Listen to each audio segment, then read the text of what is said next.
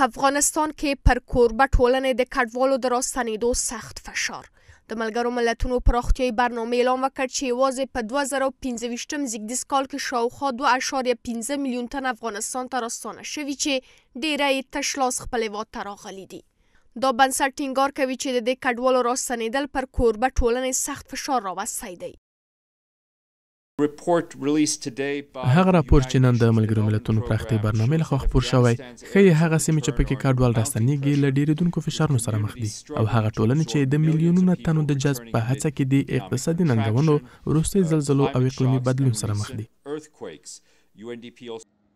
له دې سره مهاله د کډوالو په چارو کې د ملګرو ملتونو عالی کمیشنرۍ اعلان وکړ چې د ژمي موسم رسیدو ته په کتو د راستانه شوي کډوالو ستونزو ته د رسیدنې لپاره ډېر مالی سرچینې ته اړتیا ده.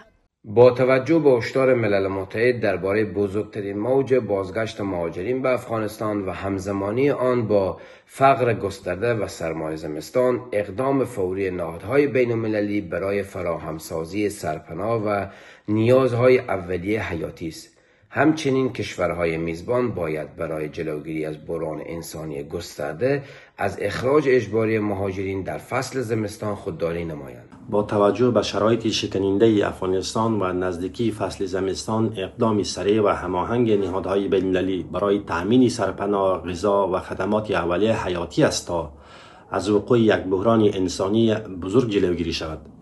در عین حال کشورهای میزبان باید از اخراج اجباری مهاجران افغان در این فصل بحرانی خودداری کنند. په همدې حال کې د بهرنیو چارو وزارت اعلان وکړ چې امیر خان متقي د افغانستان لپاره د اسلامي همکاریو سازمان له ځانګړي استازي او مرستیال سره په لیدنه کې هېواد ته د راستانه شویو کډوالو اړتیاوو ته د رسیدنې لپاره د دې سازمان د مرستو پر زیاتېدو ټینګار کړی دی. د بهرنیو چارو وزیر د اسلامي همکاریو سازمان له لارې د راستنېدونکو کډوالو او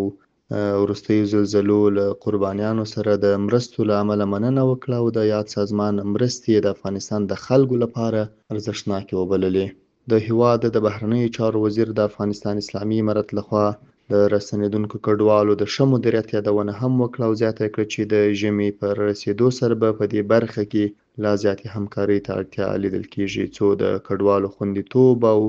هوساینې لپاره لازم ګامونه پورته سي. د دې وزارت د اعلان پاڼې پر بنسټ د اسلامي همکاریو سازمان مرستیال افغانستان سره د مثبتو اړیکو پر درلودلو له ټینګار سره ډاډ سپارلی چې د راستانه شویو کډوالو سره د مرستې د جلب په برخه کې د دې سازمان له غړو هېوادونو سره به خبرې اترې وکړي.